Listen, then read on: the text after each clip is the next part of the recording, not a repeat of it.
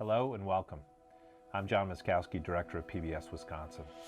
In partnership with UW-Madison's Public History Project and the UW Archives, we present Sifting and Winnowing and Film Burning. In 1962, Lloyd Barbie, Stuart Honish, and others sought to show housing discrimination through a film that included hidden camera footage. Privacy concerns by UW administration sealed that film for nearly 60 years. That suppression prompted national attention at the time and protests across Wisconsin. Through the efforts of UW Digital and Media Archivist Kat Fahn and UW-Madison Public History Project Director Casey Lucchini Butcher, the original reels have been unsealed for this premiere tonight. The film and audio have aged, but thanks to our engineers working with our colleagues at UW ComArts, they have worked to restore the content to make it understandable for audiences. While the content is obscured by age, the archive is still a powerful witness. Thanks for joining us as we share this story. Tonight we're using a tool called Ovi. In this tool you can post comments and questions for the panelists in the chat box to the right of your screen. And if you have any technical difficulties during the screening, you can ask for help in the chat. Some folks in our audience tonight have strong connections to the filmmakers and the film, and we encourage them to use the chat to introduce themselves and share their stories. PBS Wisconsin continues our focus on racial and social justice.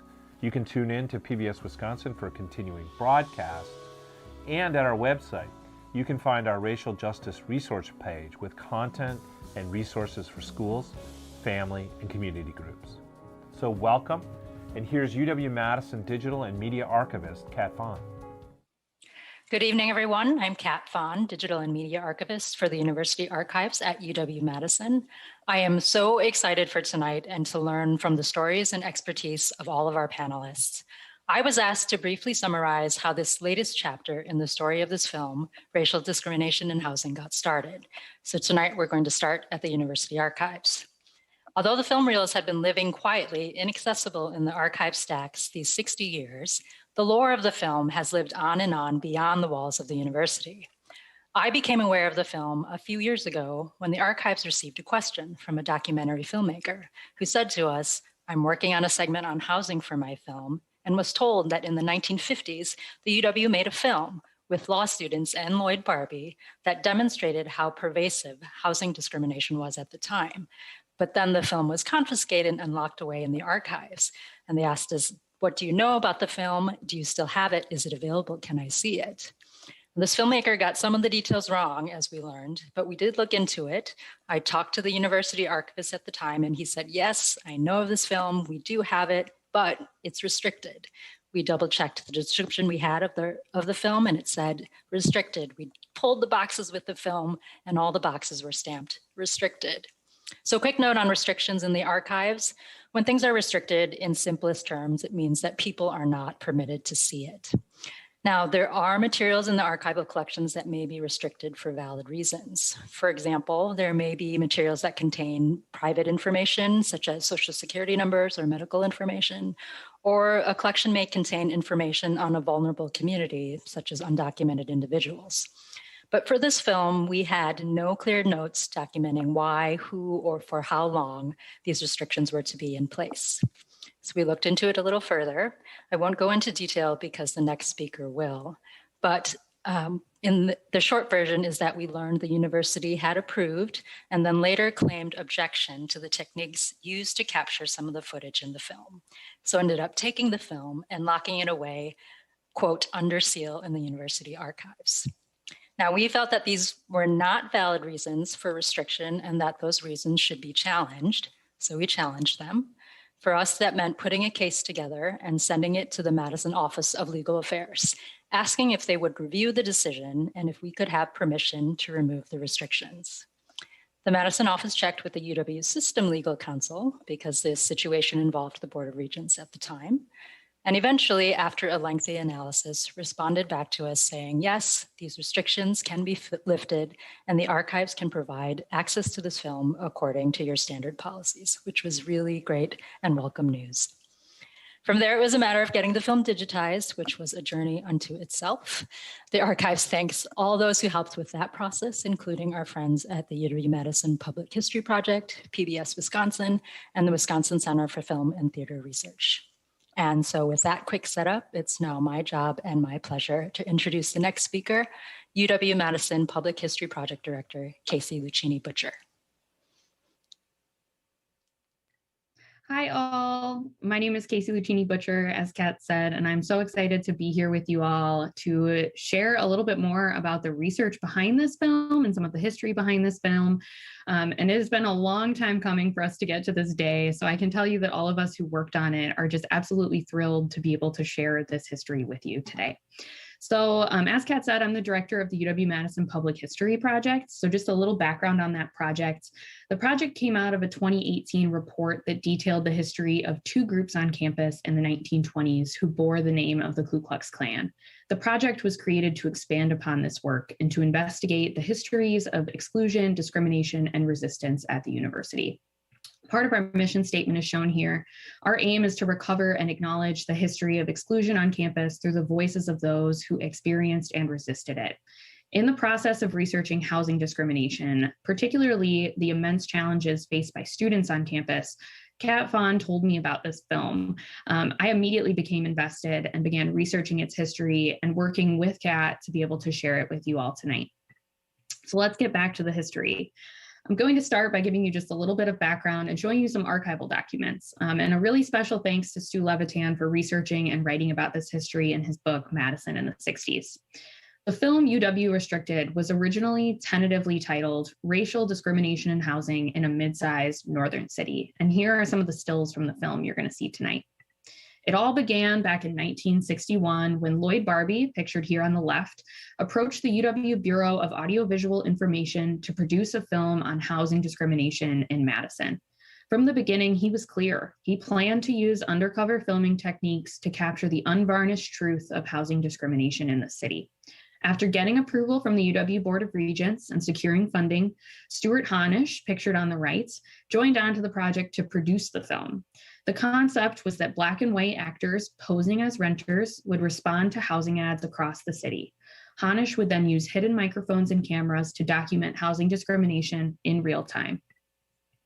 Between September and December of 1961, Honish filmed 13 interactions between actors and homeowners. After a screening of the rough cut, the university said it could not, quote, in good conscience, release the film, citing primarily privacy concerns.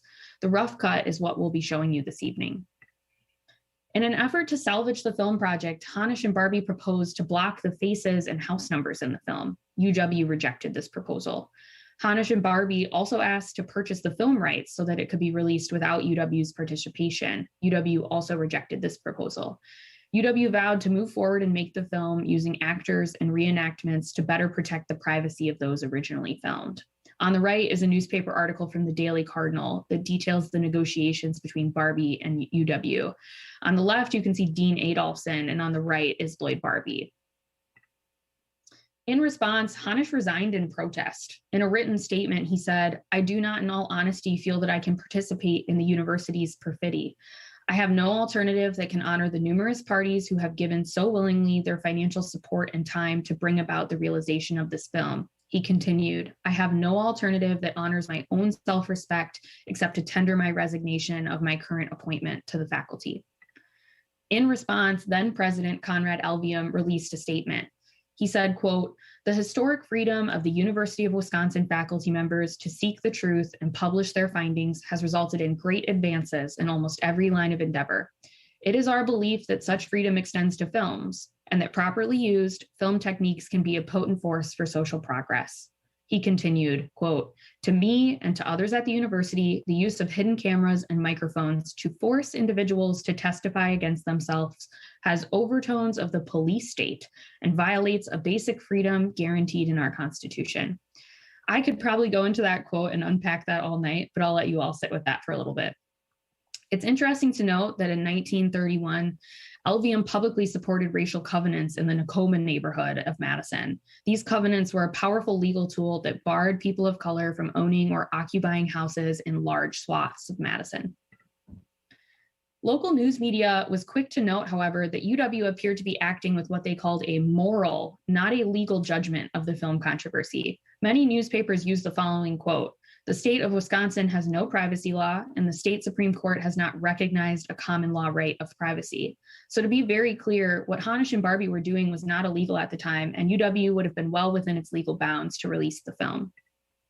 As the controversy mounted, the NAACP picketed the UW extension offices in Madison and at other extension sites across the state of Wisconsin, including Kenosha, Racine, and Milwaukee. Among those picketing the extension offices, the wife of one extension bureau chief and the son of another. When I first saw this newspaper article and read the details, honestly, my first thought was that must have been a pretty awkward dinner conversation that night. So where did this whole idea of film burning come from? Clearly, we're going to show you the film, so it wasn't burned. But UW had publicly stated that they planned to film reenactments based on a certified typescript, and then they would, quote, dispose of the original footage. This got mistranslated to the public, and somehow word spread that UW planned to burn the film once the reenactments were complete. There was such an uproar that UW then publicly clarified that they would not burn the film, but instead they would send it to the UW archives and restrict it from being publicly accessible. The public reacted swiftly to the rumors of the film burning. UW administrators were flooded with letters and phone calls voicing concerns over UW's handling of the controversy. I chose this letter, which was written by a Dodge County judge and a UW alumni, Joseph Schultz. I pulled this because I think it has a couple good quotes. One of his first ones is, "The burning of films, like the burning of honest books, is not in the Wisconsin tradition." He goes on and he notes that Mr. White, who was part of the Bureau of Audiovisual Instruction, said that he sincerely doubted that anybody could make this film and not get in trouble. Schultz's response was, quote, "Mr. White should be made aware of the fact that troubles have plagued most truth seekers, including Aldo Leopold, Newton, Socrates, and Jesus Christ." He also ends by noting that privacy law is not tort in the state of Wisconsin, and his direct quote is that truth is a defense to any action of libel. Opinion was really split on the film controversy at the time. I'm going to take a quote from Stu Levitan because he put it so aptly. This controversy really split what we would consider traditional allies during the time. The Wisconsin Civil Liberties Union voted unanimously to support the administration and condemned the hidden cameras and microphones as a, quote, unwarranted invasion of privacy. The Americans for Democratic Action sided with the NAACP and called for the film's release, praising Hanish for his, quote, courage, honesty, and integrity. The UW Student Senate sided with the UW administration and urged the university to continue investigating housing discrimination, quote, by all methods which do not infringe on the civil liberties of individuals. The Daily Cardinal, with a new sophomore editor, strongly endorsed the NAACP proposal to show the original film, but with the identities and addresses obscured, as a, quote, reasonable resolution to a thorny conflict. Reenactments, the Cardinal editorialized, would, quote, seriously detract from the impact of the film, while retaining the documentary aspect would, quote, graphically illustrate the need for tougher fair housing laws. The film quickly gained national controversy when U.S. Representative Clayton Powell, a Black Democrat from New York, demanded a copy of the film and threatened to pursue a subpoena to get it. On the right is the original telegram he sent to UW. UW refused Powell's request, calling it a publicity stunt, and they released the following statement. The university will stand firm in its resolve not to release any materials, film or otherwise, that can enable identification of individuals committing discriminatory acts. UW held strong in its conviction, and the film was restricted. In April of 1962, the UW archives received 10 cans of film reels and magnetic tape with a letter that stated, quote, these materials are not to be used or released except on the specific authorization of the university administration. As Kat noted, these are the boxes that they were stored in. I snapped a photo. The red ink that you see, that's the restricted stamp that's all over these. There's also on the side, you'll notice a little skull and crossbones. We're unsure if that's related to the contents of the film. We're unsure if it's related to the film's condition, which films deteriorate over time. But clearly, whoever pulled these boxes would have been given a symbol that these were restricted. One of the questions I've repeatedly been asked is, would anybody at the time at UW would have thought this was a bad idea? Would anybody have doubted that the film should have been restricted? I wanted to bring up an example of a controversy that came to UW soon after the film controversy. After the film was restricted, there was a controversy surrounding segregation and Greek life on campus the following fall in October of 1962. Beloit's chapter of the Delta Gamma sorority had pledged a Black student and then kicked her out of the sorority, citing their national constitution, which forbid Black members. In response, UW-Madison moved to remove the Delta Gamma sorority from the UW-Madison campus completely. Embroiled in yet another national level controversy, then President Fred Harvey Harrington received another mass of letters and phone calls, including the one pictured here. A self-described concerned housewife wrote to Harrington expressing concern that the university was always conceding to the desires of the NAACP. In response, Harrington said, "But as to your main point, quote, you may rest assured that we are not yielding to pressure from the core or the NAACP. Have you heard of our stand on the housing film case?" I found this letter while researching the Delta Gamma case and was kind of awestruck by the relation to the housing film. My first and only thought was, wow. And my second thought was, I need to find Kat and show this to her. And I think it shows that UW saw this as a place where they did take a stand against someone who they would have traditionally been allies with. UW did eventually move forward with the making of the film without Hanish or Barbie. Jackson Tiffany from the Bureau of Audiovisual Information was assigned the project. Tiffany hired actors who reenacted 4 scenes from Barbie and Hanish's original film footage. The film was released in the fall of 1963, and it briefly reignited the controversy around the film. These are stills from the film. And the film did not receive positive praise when it was released. This could have been because of the controversy, but many of the people who were in support of remaking the film were the ones who were also giving it bad press when it came out. I pulled a couple quotes from newspapers. "Gone was the suspense and spontaneity. It raised more questions than it answered. Quite punchless. It will substantiate views already held by some viewers, not challenge them." I had the opportunity to watch Tiffany's film and to see the reenactments, and I have to agree with Barbie and Hanish. A lot of the punch was lost in the film. I mean, it really is a different film experience. And I think that last comment about substantiating views, it really, showed a lot of racist housing incidents, but didn't challenge why people shouldn't hold those views. Then the film kind of faded out back into the analogs of history. And here we are today to finally show it to you all. There's a couple notes I wanted to share with you about the film before you see it. The video, the visual and audio quality are poor. Part of this is due to filming techniques. You have to remember they were doing undercover filming techniques in 1962. So much of the filming was done in the backseat of a car. And the passage of time. The film has been sitting in the archives, and films do degrade over time. It has been captioned so that it's easier for you to view and so that you can better understand the audio. Narrator captions have been added to help convey the film's original intent. You will not hear a narrator audio as it was never recorded, but you will see narrator captions on the bottom of your screen. And I just want to confirm, this film has never before been seen. You are part of the public who is viewing this film for the first time in 59 years, and we could not be more excited to show it to you. So we've finally arrived at the moment you've probably all been waiting for. We're going to show you Barbie and Hanish's rough cut of the film they made in 1962. Please stay tuned after the film for a panel discussion with 2 of Lloyd Barbie's children, Daphne and Rustam, as well as Vanessa McDowell, the CEO of the Madison YWCA, and Betty Banks, a born and raised Madisonian, community leader and local historian. Without further ado, let's roll the film.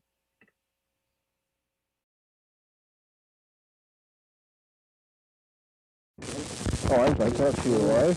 Right. And interested in seeing the apartment for rent? Well, I'm not going to rent it to you. Beg your pardon? I'm not going to rent it to you. Hello. Hey, we'd like to see the apartment you have here for. Huh? No? Don't have an apartment? No, I don't. Well, you rented it out already or what? No, but it's spoken for. It's spoken for? Yeah. This is for sure? No, it's not for sure. Well, I'll tell you, uh-huh. I'm sorry, but I can't let you have it. Not in this neighborhood. Oh, why is that? The people in this neighborhood or Yeah.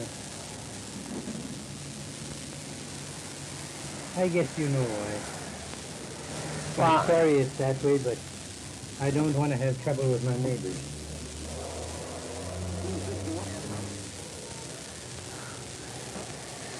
Okay, well, thank you.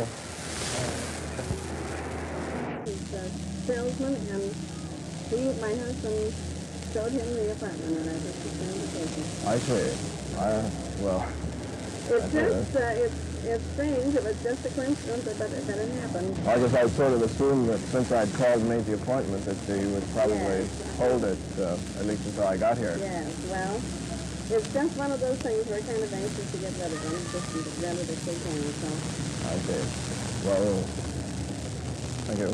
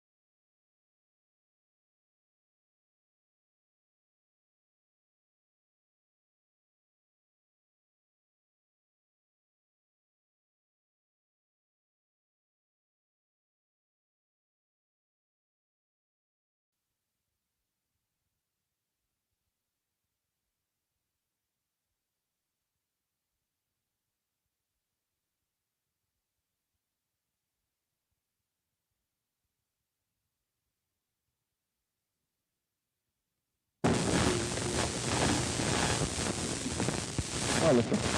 Oh, I called your wife earlier about your apartment next door. Yeah, she was telling me. Uh-huh. I'm sorry, we don't feel that we can help with other people. Oh, why not? Some of the other people. Myself, I went to you and that. And fight. Well, have you checked with the other people?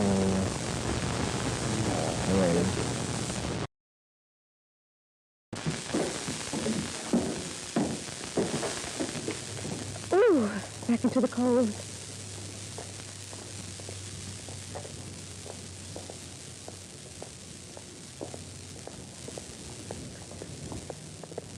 All right, then we'll call you on Saturday morning. Tomorrow morning. Yeah.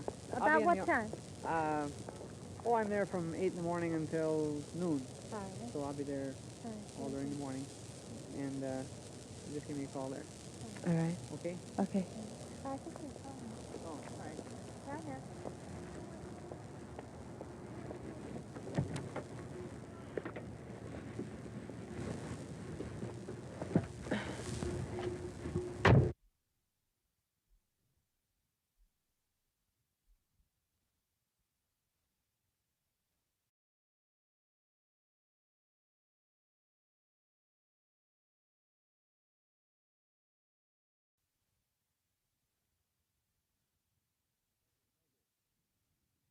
Oh, thank you.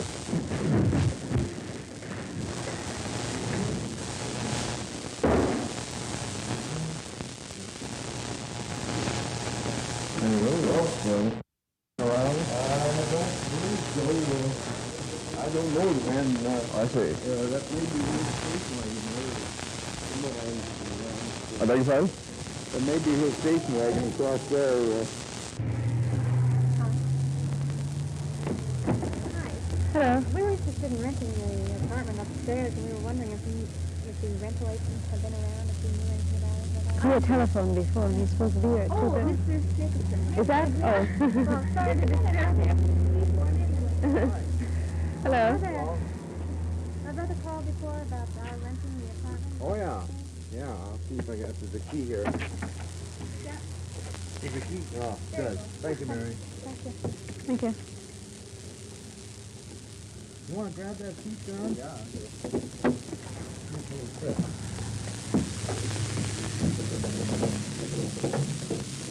Could you tell me what this is? Oh, this is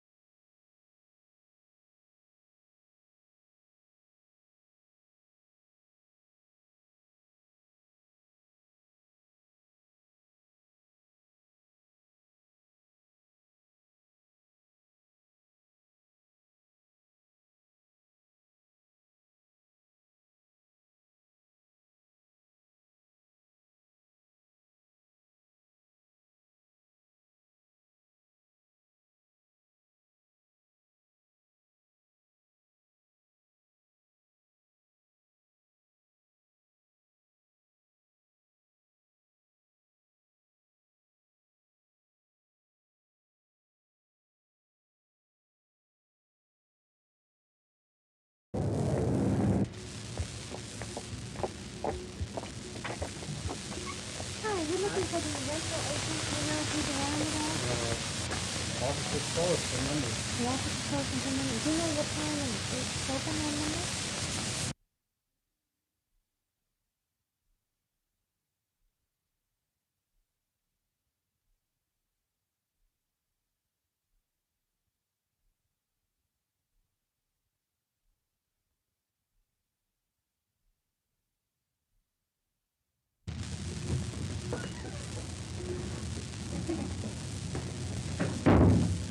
Hello. I came by on Friday, about an apartment that you had listed here. I saw it in the paper on Friday. Is it possible that I might see it? Well, I can show you one. We wanted to see it together, but we were told that you didn't open on Saturdays or Sundays, so...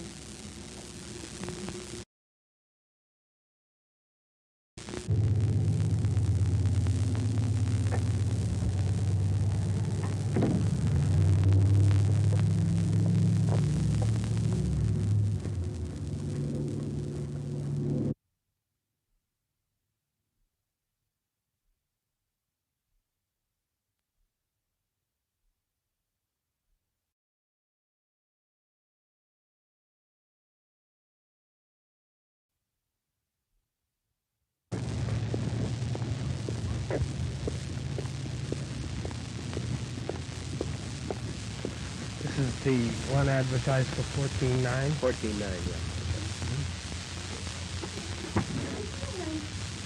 Hello. Hello.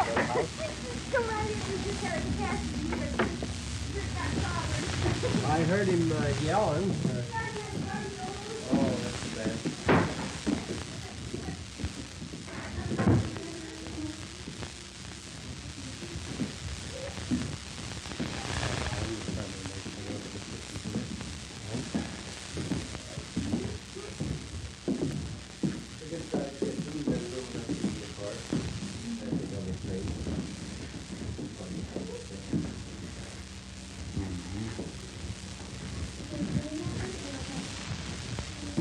Yeah, dining room space. And of course, this way the basement is, so you want to see the basement? Yes, yes, you might as well. If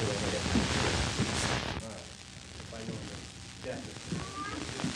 Thank you.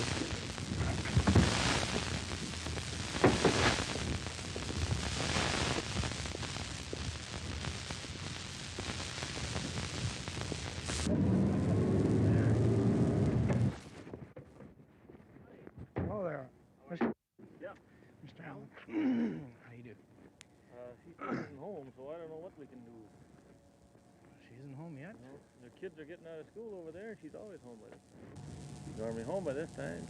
She may not be home till 4, might have a home 4:30, I don't know. I'd like to see it. I don't know. Well, somebody's inside there. The little kid might be home. I just called again before I left the house. Oh, Robert, how are you? Called. Did you just get home? Just now, Yeah, you just came home now. One way or another, but I'm sure she should be home tonight. In fact, I'll even come over with the guy. And I'll give her the pitch in the background and everything. But when these people come to phone, they worry about the neighbor's house.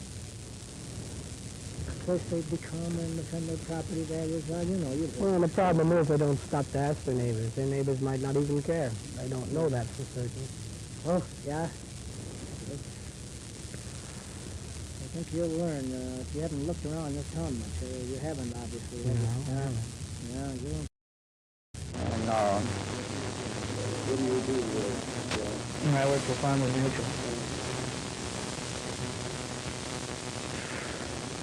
Well, if you don't have anything... Sorry, honest to God, these are very low. Wow. Okay. Thanks a lot.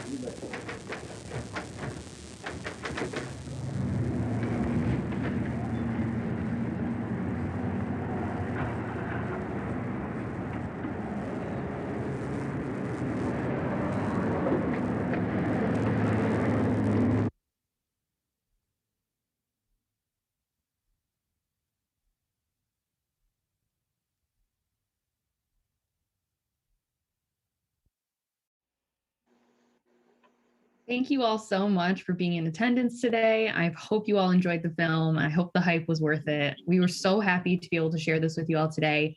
Now we're going to move into the next portion of our program, which is having a panel conversation with some very distinguished guests. First, I'd like to introduce two of Lloyd Barbie's children, Daphne Barbie Wooten, an attorney, and Rustum Barbie, also an attorney. If you'd like to see more details and information, all of our panelists are so accomplished. I'm not going to read out their full bios. They are available below your screen. Now over to Daphne and Rustum to share a little bit more about the film and its place in their family, and also their initial reactions to learning that it was unrestricted. Aloha, everyone. My name is Daphne Barbie Wooten, and I'm in Hawaii right now. As I watched the film, I had a lot of sadness and joy mixed together. Sadness because they almost got away with it. They almost like burned and evaporated the film. And it was the film, a picture tells 1,000 stories, and this film demonstrates reality in Madison in those days, that a lot of African-American students could not get housing, that housing discrimination was very prominent in Madison. And the way to prove this, of course, is actually have the film, or nowadays we have videos. Thank goodness we have videos and iPhones and all kinds of phones where you can actually film racism.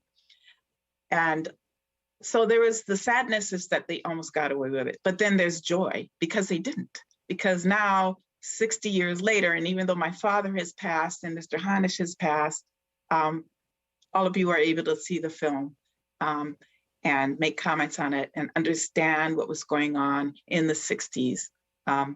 So that was my initial reaction. And also, I'm sure, I'm sorry that my father didn't live to see this day, but he paved the way for a lot of the anti-discrimination laws, and it didn't stop him. Even though the university was trying to banish it and hide it, he went on and, won election and helped to get the fair housing laws established.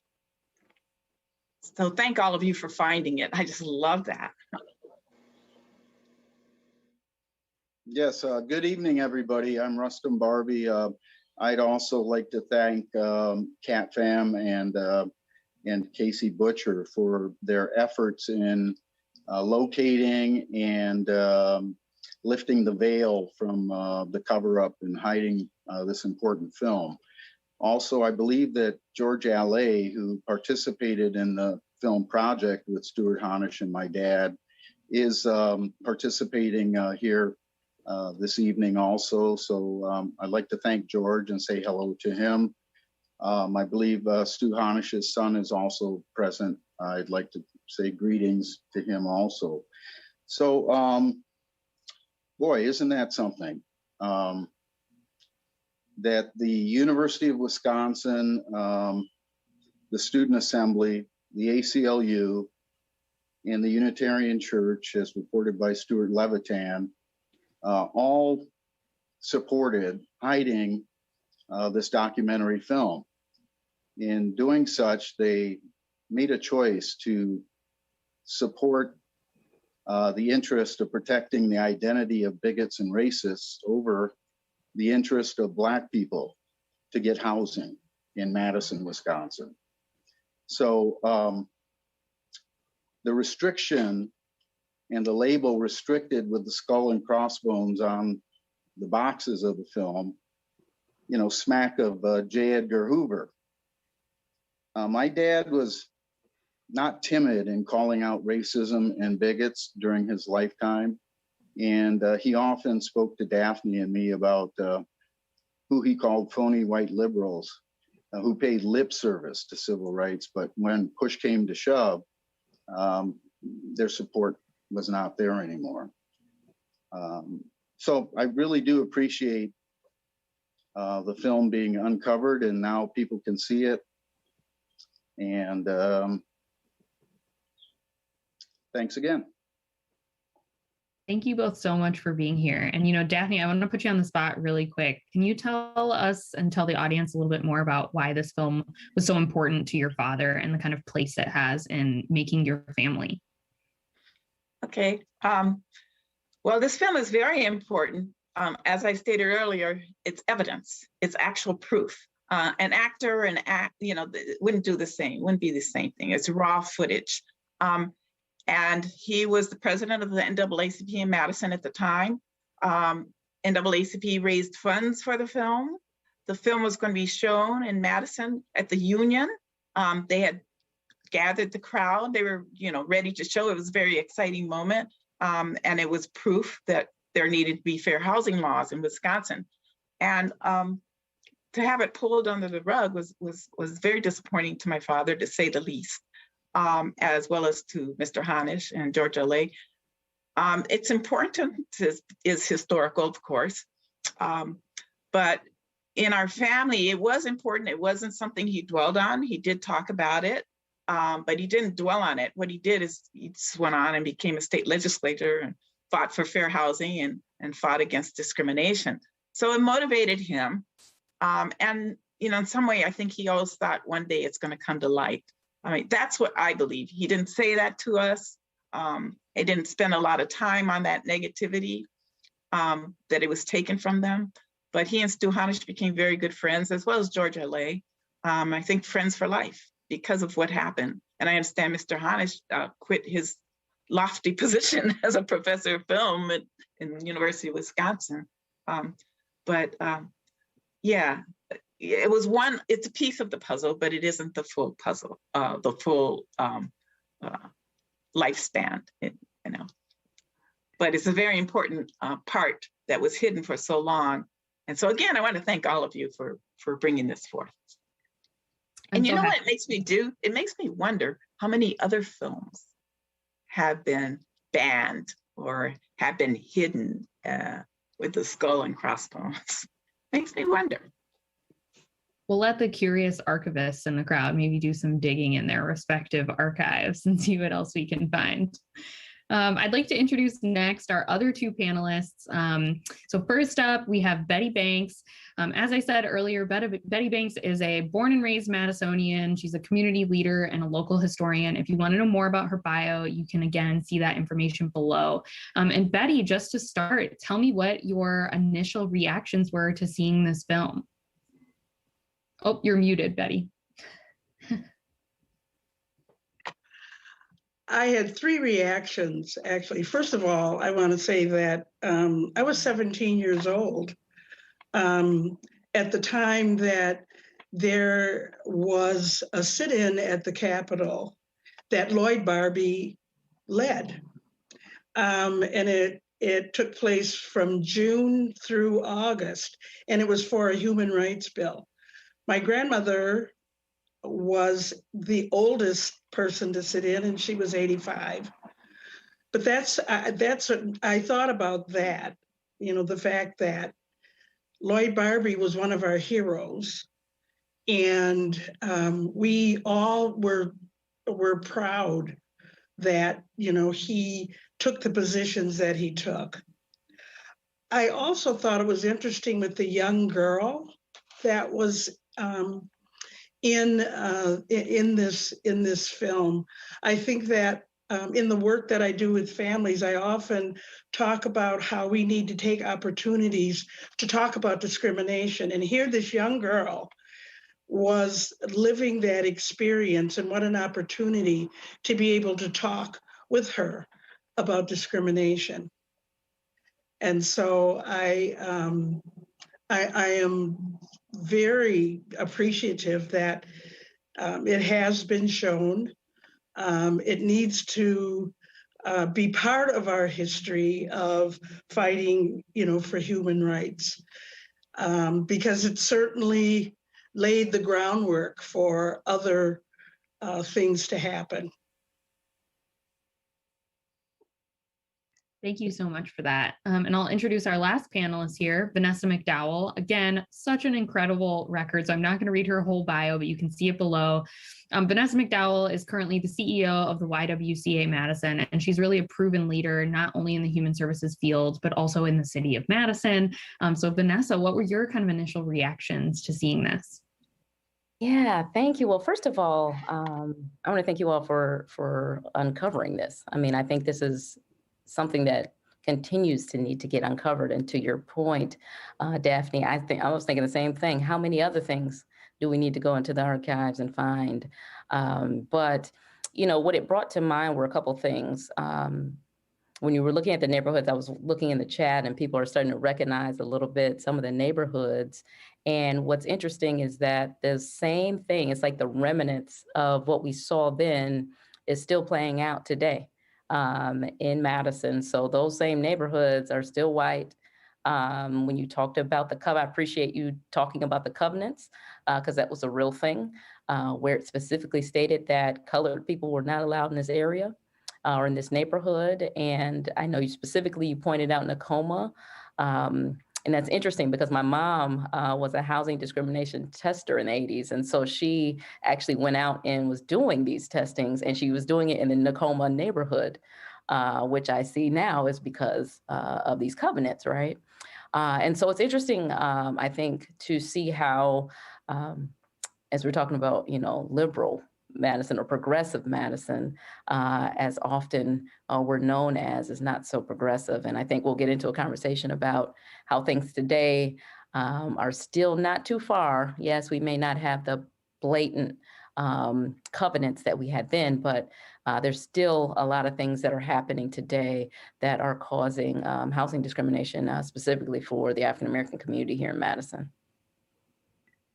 Yes, and that is what we're going to be talking about today. So when we first started moving to get this film digitized and get it released, we wanted to make sure to talk to Lloyd's family. And when I spoke to Daphne and said, how do we best honor the intention of your father's legacy? How do we honor his legacy, the intentions of the original film? She said, the history is important, obviously, but we want to make sure to continue the conversation and not pretend that this is all just history. So that's what our panel discussion really will focus on today. If you have any questions, feel free to drop them in the chats and we will pose them. It can be for the whole panel or individual members of the panel. I'm going to start with a question here first. So I think it may be easy for some in the audience to say or think, well, I'm glad that kind of thing isn't happening in Madison anymore, or, that was a really different time. Can you talk about how we're still seeing housing discrimination in the Madison community today and really in the country as a whole?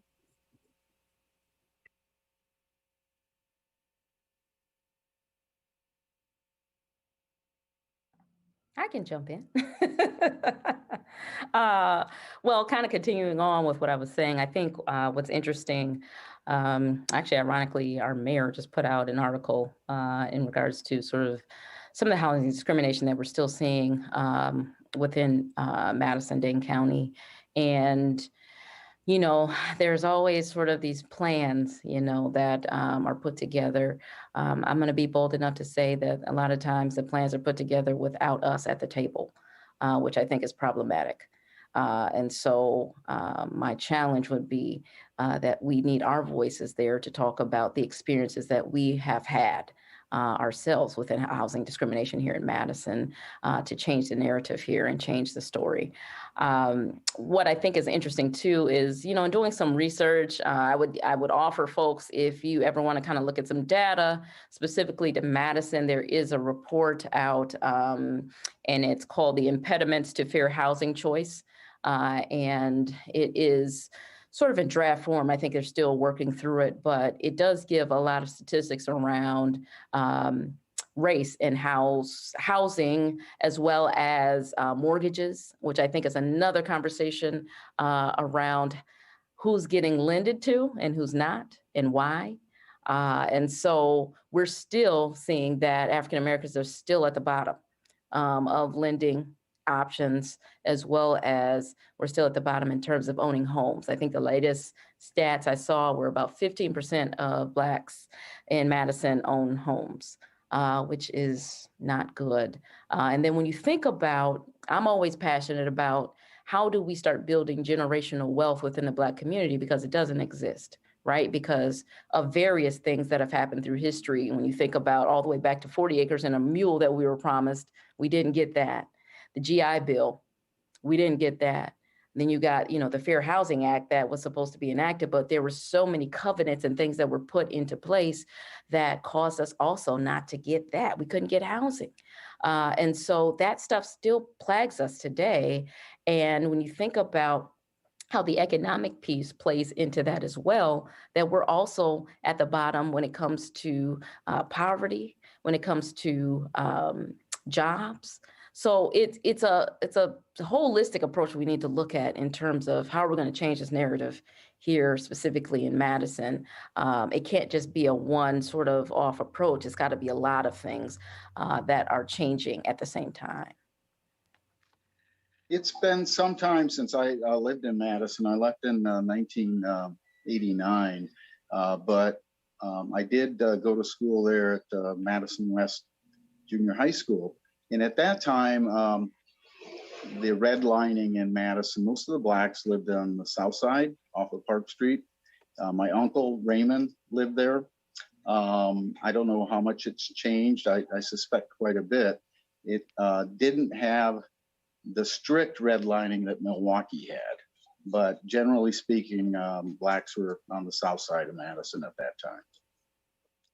And I'd like to add about the stories that I have heard from families, and we're always talking about affordable housing, and the stories that families who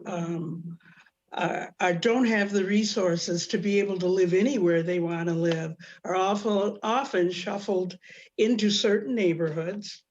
They end up with landlords who do not take care of their properties. And oftentimes the neighborhoods that Madison is building affordable housing in are under-resourced. No grocery store, no school. We know, what features make a neighborhood alive and vibrant. And too often, these apartment complexes and affordable housing is built in under-resourced neighborhoods. And I think it's interesting also that these are the stories from, many families who are under-resourced. Many of my friends who want to purchase homes, their biggest obstacles come from lenders and realtors. And so what we're seeing is just a real cross-section of how we're kept, out of the housing market. I agree with what you're saying, Betty.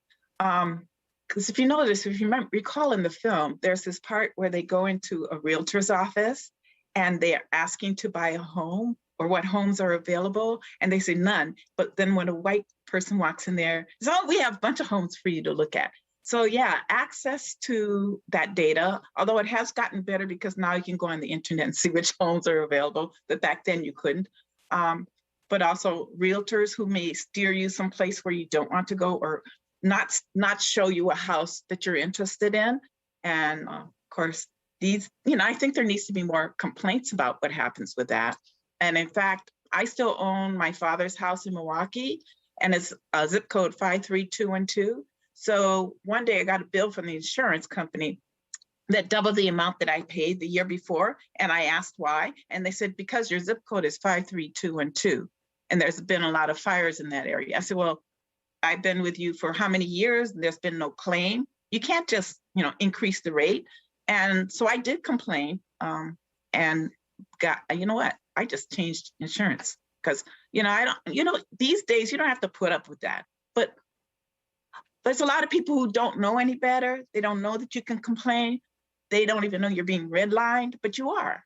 You're being targeted because it's your zip code. Nowadays, they don't say race, they say zip code, And I don't know if that's true in Madison, but it is true in Milwaukee, that's for sure. Absolutely. That's my 2 cents. I would just add real quick, one of the things, to share a personal story, I finally sort of made the leap to want to own my own home in like 2015. And up until that point, I was renting. I just felt like I wasn't making enough money to kind of get on my own and own a home. But by 2015, I said, okay, I'm going to take this leap. I'm going to own a home.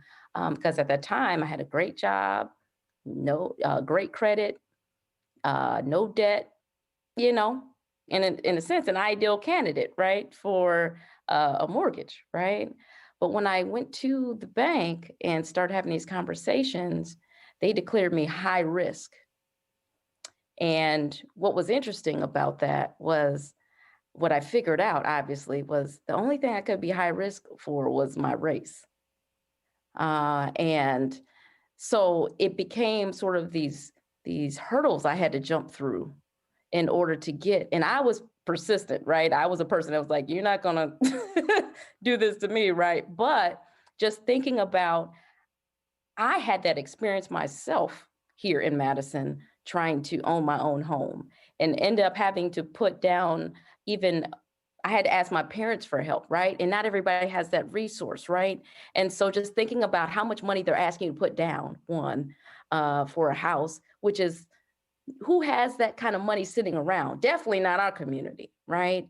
And so it's interesting how these things are created to deter us, right? Because that could have deterred me to say, you know what, forget it. I'll rent for the rest of my life. And therefore, I would never be starting to build my own wealth, which is the point, right? So there is something to ownership and building wealth that's connected that we have not been able to be a part of.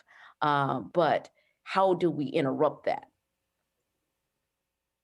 It's also interesting to talk to people and notice the difference when a Black person goes to a lender and there are barriers. They are not, the lender doesn't look for any loopholes, doesn't look for anything.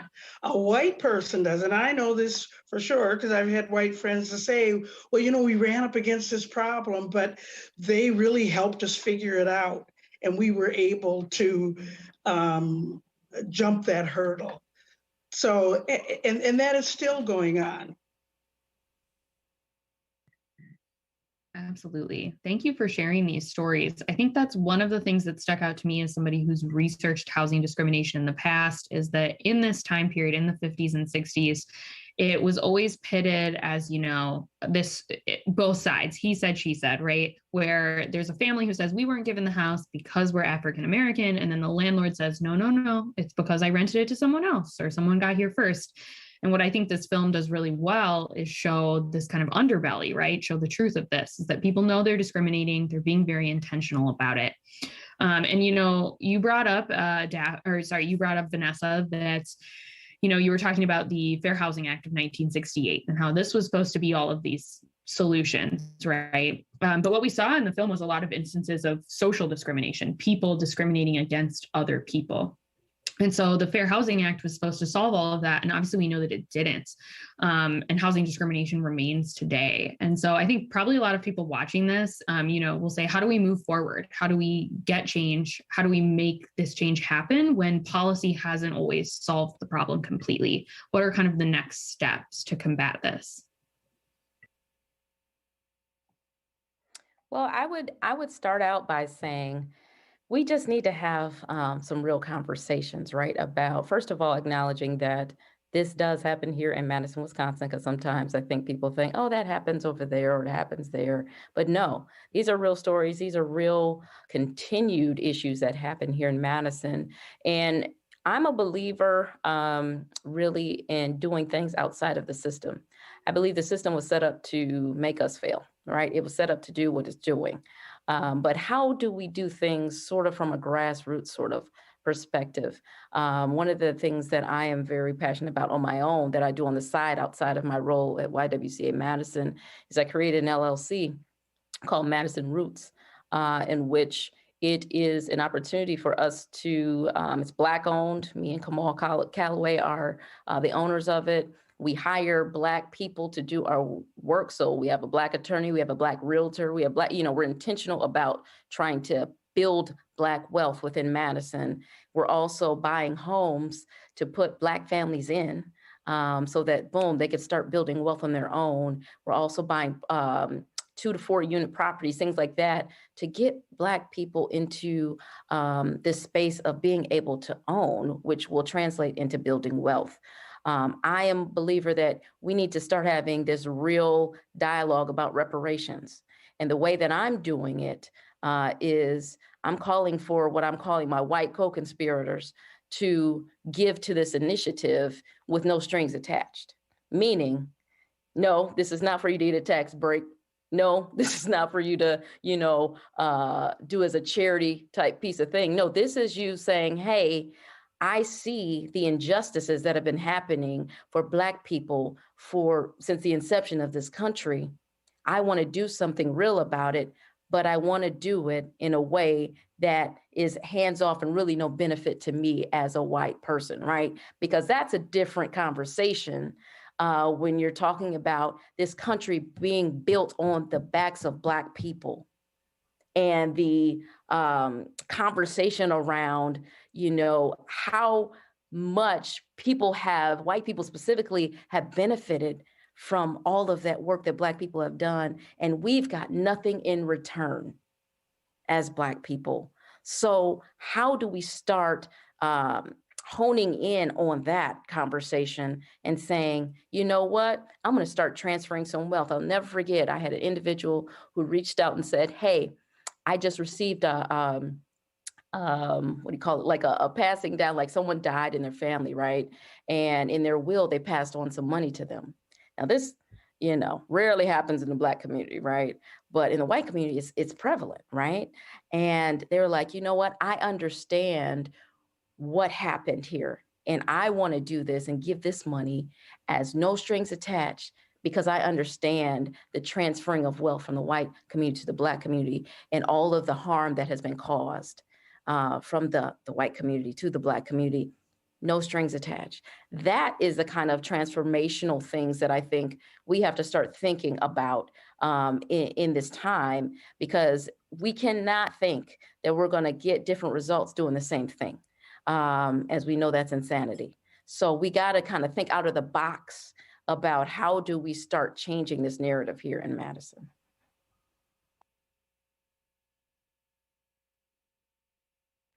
Betty, you're muted. But I want to hear what you're saying. I'm sorry.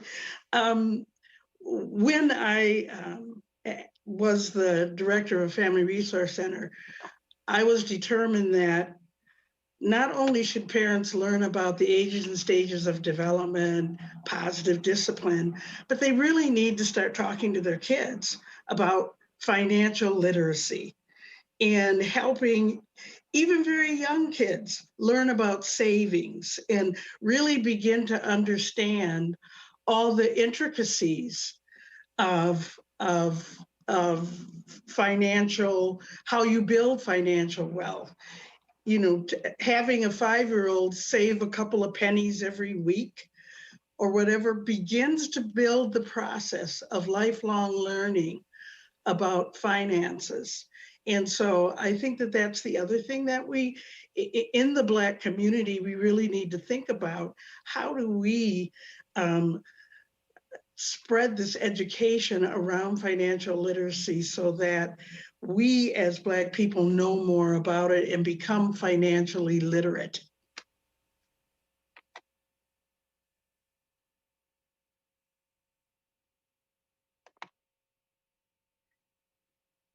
Another thing the film, I think, shows is that society should not protect or hide racist and bigoted behavior, as the university did in the 1960s, but expose it. Let's get it out in the open, and then you can have an honest discussion about it instead of it being, kept a secret. Well, I'd like to answer one of the questions in the chat box, which is what steps were planned following the film's viewing had it happened. And I think what the steps would have been is calling for, of course, the fair housing, which eventually did pass, but to expose the bigots, if you will, and to make everyone see in Madison that we're all human, and don't just discriminate. I think on a broader scale, if a person can pay the rent, it doesn't matter if they're brown, black, pink, it doesn't matter. They can pay the rent on time, they get the place, they get the apartment. And that there's a lot of diversity, and instead of excluding diversity, you should include it, welcome diversity, because you can learn a lot from people who are different races, different cultures. You can learn a lot from them. And don't just have this prejudice and assume that only white people can afford to pay, only white people should be your, the neighbors will gossip if you have somebody other than white. I hope things have changed, but there's still a long way to go. You still have the redlining. You still have people who do discriminate and they hide it. They don't say it's your race, or they don't say the neighbors will disagree, but they have other ways of doing it. Now they have credit checks, and talk about credit checks. A lot of these management companies use credit checks, and who has, then it's an economic disparity, because if you're fresh out of high school, you don't have a good job, or you may have been fired once. A lot of the credit checks, put that into their reports, and people use that to exclude people. And again, it's against the poor people rather than the wealthier. And some wealthy people don't pay their rent. Actually, they don't rent. They don't. So, but still, there's a stereotype that if you're poor and you have bad credit check, therefore you shouldn't be allowed to rent the place. That's a problem. And the requirement that you have to have 3 times the amount of the rent when you go to apply. There are application fees. You have to have 3 times the rent that you pay up front. So now there are just different ways to discriminate. They don't come right out and say it, but there are many barriers. Yeah, that's what makes it so difficult, it seems like, is the kind of evolving, right? There's a policy that gets put into place, and then all of a sudden the reasoning changes and the way that you discriminate becomes more covert. And that's what I really like about what you're all saying, is that we have to think, I think, a little more creatively about the solutions to the problem beyond just policy, because it's too easy to get around policy and to really get around it, to continue to discriminate as long as it benefits you, right? So there were a couple kind of questions about the history in the chat, which I'll just take up really quickly before I pose our next question to the whole panel. Vicky asked, do you know how the filmmakers selected the specific apartments and or neighborhoods? So we know that they tested a lot of places. The 13 film clips that we have from the Rough Gut, those were instances where people were discriminated against, but there were many instances where they did show up and they weren't discriminated against. Not many, I should say. There were 2 or 3.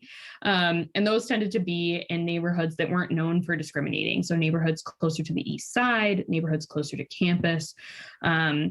And they would send in testers. So there would be, Black actors and white actors. So they would know. So they couldn't just say, oh, you caught us on a wrong day, right? They had to have the white test case there as well. Leonore Hanish, hello, to another Hanish family member, asks, were the NAACP funds to support the film ever repaid by the University of Wisconsin-Madison? No. The film fees were not repaid. As I mentioned, Barbie and Hanish really wanted to purchase the film, and they wanted to make it and release it through the NAACP, and the university said no. And Barbie and Hanish did argue that the money should be given back because they had kind of deceived the donors who had given the money, but the university decided not to do that. So no, they were never given the money back, and they were kind of cut out of the process. And the NAACP was one of the most vocal people to talk out against the To Find a Home film that came out, because as I showed in the quote, they thought it was punchless. Sorry about that. So the next question I have for the whole panel here is, this one might be best for Vanessa and Betty to speak to, but I really want to pose it to the whole group. When people think of housing discrimination, I think many of them think purely of access to housing, which is, people want a house, and if they can't get it, well, they just can't live in that neighborhood, but they can live somewhere else. But I think many of us who study housing and who know housing, we are constantly thinking about the effects of where your home is. It can really affect many parts of your life. For example, your access to education, your access to food, as you had mentioned, Betty, your access to parks and green spaces, how much pollution you'll be exposed to in your life. Can you all talk a little bit about how you see housing discrimination and housing inequality affecting the lives of people in Madison today?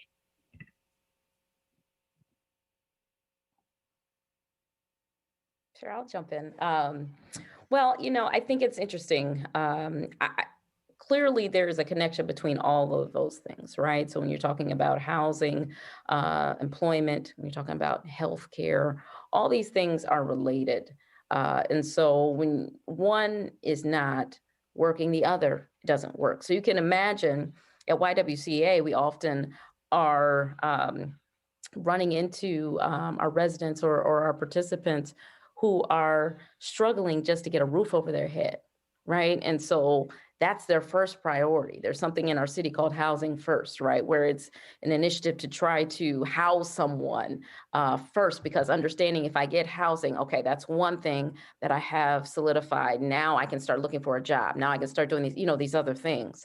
And so they're very connected. I think what happens is, as I stated earlier, that if you look at African Americans and the state of African Americans here in Madison, we're at the bottom of all of these sort of social determinants, sort of these, when you think of education, when you think of employment, when you think of housing, all these things, we're at the bottom. And so you can imagine the impact of that on our community and how specifically there are different pieces that I think we're not looking at, right? Right now in our city, we have this proposal that's out there that the Common Council has to decide on. I think it's May 4th. And it's around a men's shelter, homeless shelter. That's an overnight shelter. We're not even talking about shelter in terms of long-term. We're talking about an overnight shelter. And what is coming up, the rhetoric that is coming up is not in my backyard. That's talking about, well, we don't want that over there. We're going to have criminal activity over there. And I wonder if that would be the conversation if 75% of the men who go to that shelter are Black, right? So there is sort of these conversations that continue to plague our community that are still showing the discrimination, the racism that is prevalent here. And so I think it's a housing discrimination is sort of one piece to a larger sort of systemic thing that's going on, right? We've already declared racism as a public health crisis because it is. You think about the trauma. I think about even my last week, I was struggling with watching the trial, regarding the murder of George Floyd. Seeing before our eyes the death of Daunte Wright, then having to see another one right after that, a 13-year-old. It's just compounded after compound of things that we have to experience, and it's a part of our experience that really shouldn't be a part of our experience. And so I say that to say there are all these things sort of working together that I think create sort of the scenarios that we're seeing here in Madison. And I think one of the things that, again, going back to the question about what you can do, the first thing you got to do is educate yourself around this. You got to see that this is still an issue. You got to see why. I love the question I think came up in the chat around the GI Bill. Someone is asking well, why didn't Black veterans get a part of that? You need to educate yourself. And shameless plug, but I am going to plug YWCA. We offer trainings after trainings. We have a racial justice series training that we offer spring, summer, fall. That is amazing. And it takes you from a 100 level to a 300 level in terms of understanding our real history in America, not the one that we were taught in school. Yeah, and I'll add again that I think Madison struggles with this whole issue of homelessness and affordable housing. There is no reason why and in the work that I do with parents who have babies, that a baby should be living in a van. There's no reason for that.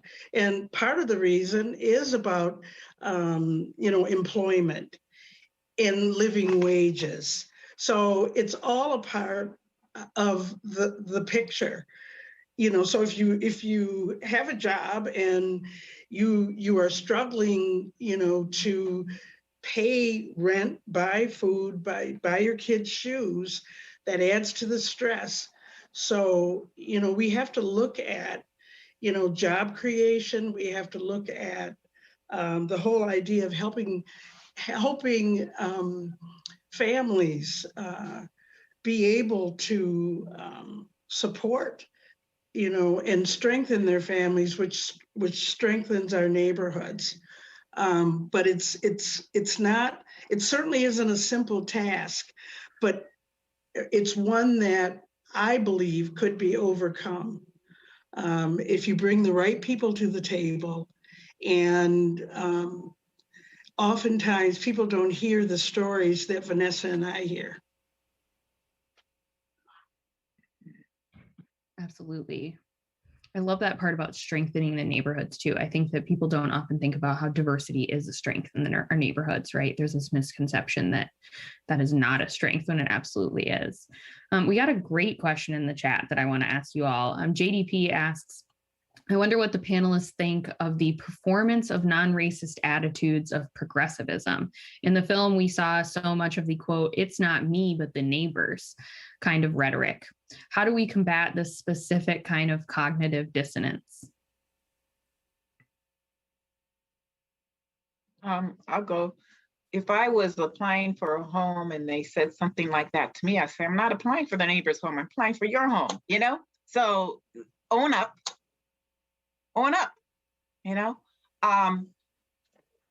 I think that's an excuse. It's pretextual. That's what we use in law, pretext. It's not real, it's phony. And it starts with you, and you want to change the world, make it better, own up, and change your attitude, because it won't get better with more people blaming other people, That's my opinion. I would say do the work, as you just said, Daphne. People have to do their own work. And you have to do your own work of unlearning and learning, right? There are some things that, you grow up learning that are just not right. And you have to unlearn those things. And there's things that you need to replace that learning with. And so again, going back to my point about educating, taking the time to educate yourselves, taking the time and taking opportunities that I just offered around learning about these things. One thing that I think is true too is not to continue to rely on people of color to explain, right? Sometimes that, we put the burden on people of color all the time to say, okay, well, teach me about this, teach me. And it's like, no, actually, we have Google. We have books, we have, things that you can go and do your own research. We have so many trainings, we have resources. Go to YWCA's website. We got so many resources for you to start doing your own work. So I would just encourage you to start doing your own work. That's how you interrupt that sort of progressive, sort of non-racist, it's not me. And then you realize, actually, it is me. And there are some things that I need to change. So you got to do your work. We have a question for Betty here in the chat. Bill asks Betty, who are the right people to bring to the table?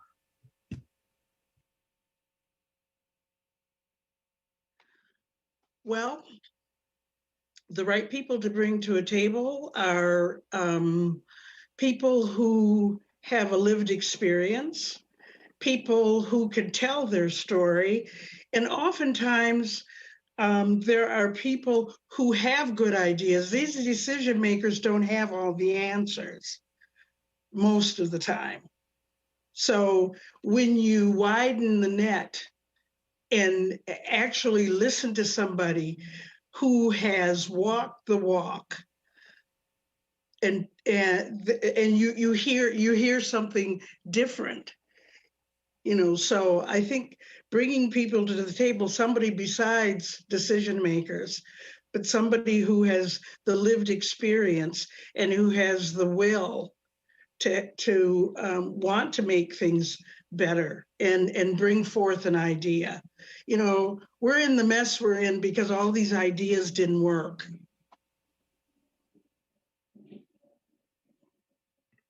Yeah, that's a great point. Getting some new thinkers at the table and new people at the table who often aren't there. I have another question for you, Daphne. So in our conversations, we had talked about, not only showing the film, but honoring your father's intention. And I think anybody who's familiar with Wisconsin history will know the name Lloyd Barbie and will understand kind of what a giant he is in Wisconsin history and in civil rights history as a whole. And you wrote a book actually about him based on his writings and his letters. How do we honor? Yes, I also have my copy right here as well. You guys should look up Justice for All. It's fantastic. What for, people who are watching, how do we kind of continue forward this legacy that your father left? And what are the things that you think we can be really doing today to not only honor the intention of the film, but really honor his broader legacy outside of housing discrimination? Well, with respect to the film, enforce housing, fair housing laws and rules, okay? I think that would be very important. I don't know whether Madison has citations or tickets that they could give to landlords who discriminate. And some people don't want to hire a lawyer to sue, but you can always do that. So I think to honor his legacy is to enforce the laws that protect people in getting housing, and applying for loans, and getting insurance, and getting a mortgage, to make sure that the banks fairly treat people and not based on high risk or color, basically, or being a female, single female, or single male, to stop that ridiculousness and just make sure the banks comply, because a lot of these violators are the banks. And it's not just landlords. Have more sessions, seminar, education, if you will. Perhaps make it mandatory that at least once a year, the landlords and the banks have to engage in discussions on diversity and discrimination. I can think of a lot of things that can happen. I think enforcement is very important. Sharing good stories. A landlord may come forth and say, I was reluctant to rent to this young student, who was Black, and then he turned up and he became president of the United States. See, like Barack Obama did. So, because he was a poor student at first. Although he lived in Chicago, that's close enough to Wisconsin, and, have people realize that looks aren't everything, looks are superficial, and that's what I think needs to happen in terms of housing. In terms of the civil rights in the world, we need to elect people who are going to ensure that everyone will be treated equally. So we do have the vote. We have to make sure there's no longer voting suppression. Make sure that the people's votes are counted. And I know Wisconsin had problems with the polling places just the last election, but they prevailed and came through. And so we have to make sure we protect every citizen's votes. And then moving on from there, do away with police brutality. I mean, there's a lot. And a lot of that is in the book. But we still have problems with police brutality and the killings of predominantly Black males. And that needs to stop. And there again, once you have film and the iPhone and the videos, they can't deny and say, well, he had a gun in his hand. When you see him, his hands up, no gun. I mean, but back in those days, before you had the iPhones, they got away with it. Oh, he had a knife, he threatened me. But now you can't do it as much. So I would just say, keep pushing for civil rights, keep moving forward, because we're not perfect. The country has not come to reckoning yet. And the country has not, for example, reparations, country has not even come to reckoning about what happened to African Americans, 400 years of slavery.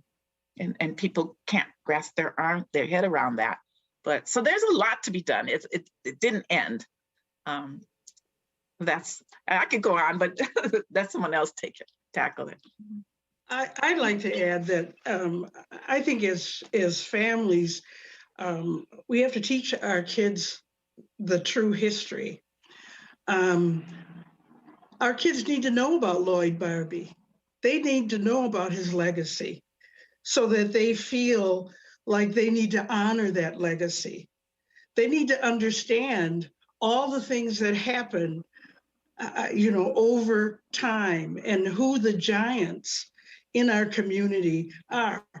White kids as well as Black kids, but especially Black kids. They really do need to understand their own history, because it gives you a sense of a strong sense of who you are when you know that there was a Lloyd Barbie out there who fought this fight, who was a warrior. That matters. And it's one of the things that I encourage families all the time to do. And so I think that it's something that we don't put enough emphasis on. And I just think that it's a very important thing to do. One of the quotes in of my father that Daphne has written in her book, and I'll paraphrase it because I'm sure I don't know it word for word, but it goes something like, the battle for justice is never won. It has to be fought time and time again. Those that fail to understand this will wake up and find their gains have disappeared. Wow, that's a very powerful quote. Thank you for sharing that, Rustam. So we only have a few minutes left here, and I'd like to leave it open for any of our panelists to kind of share any last thoughts, any kind of closing remarks before we end tonight's Sunday evening program.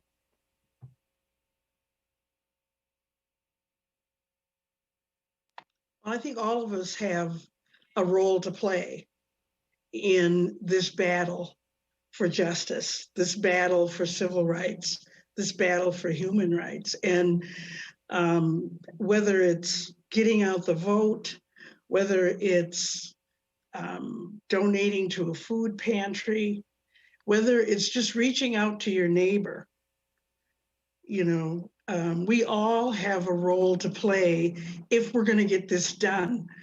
And as Black people, we didn't come this far to turn back.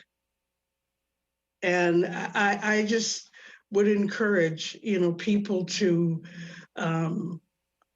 really get involved in some way. It doesn't have to be, we all don't have to be big and flashy about it, but there's something that we all can do. It's going to take all of us.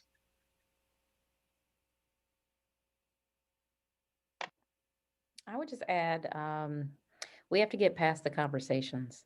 I mean, I think Madison is, we can talk ourselves to death almost in terms of, having these conversations, but getting to action, do something, make a commitment to do something. You've heard tonight various ways you can get involved. You've heard tonight how you can start educating yourself. You've heard, how you can start being a part of some initiatives that are happening around the city that help with these kinds of things. I think it's also about being a part of the political scene here in Madison. It's about, getting involved in common council meetings, right? Pay attention to what's going on around homelessness in our particular city. We have this meeting coming up on May 4th. I'm telling you right now, that's about this men's shelter. That's something hugely important in our city to comment on. We need to hold accountable the folks we put in office, right? So if we've said we had a historic election around alders that just happened, where we've never had this many people of color running as well as getting elected in the Common Council. So exciting time, but I would also say it won't be exciting if we don't do anything with it. So we got to use the motivation that we have right now, the excitement we have right now to actually move and not let this just be a moment, but be a movement. Let's change some things for the rest of time, for the next generation. We're now, I think of this quote all the time. It says, if not us, who? If not now, when? So we have to move. It's our time and it's our turn.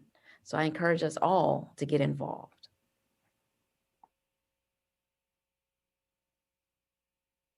I would just like to say, in terms of the University of Wisconsin, which I got my BA at, my philosophy degree in Madison. You know, if you see the Board of Regents or somebody in the higher echelon do something like suppress civil rights, so suppress a film such as Mr. Honish and my father's film, that's very important for the community. Don't just let it happen. You yourselves can get involved in protests, like the one professor who wrote a letter and said, this is, you can't do this, this is inappropriate. Because if you're a school of higher learning, you should be more open, and especially when it comes to racism, sexism, discrimination. Now we do have laws. At the time in '62, we didn't even have the 1964 Civil Rights Act, but we have it now. And so if this should happen again, think more than twice, think 3 or 4 or 5 times before suppressing something like this. And, you know, it needs to be exposed. That's what I have to say. And thank goodness for time, because had it not been for time, you know, I don't think it ever would have came out. But because of time, I think we got young progressive people at the school who actually went and found the video. Because when I gave my speeches about the book Justice for All, one of the people I gave a speech at, I think it was Wisconsin Historical Society, said, we've contacted the university and they say they don't have a film like that they never had a film like that. That if there was a film like that, it's no longer available. And I myself wrote a letter to them and I got something back. Well, we don't have it. But somebody got in there, and I think it was you guys, Kate and all of you, you got in there, Kat, you got in there and you found it. And now the university needs to think before they say, oh, that's going to be suppressed and we'll forget about it. So thank you, you know, because there needs to be more exposing, because the more we expose, I think the more we find out what is really going on behind the scenes.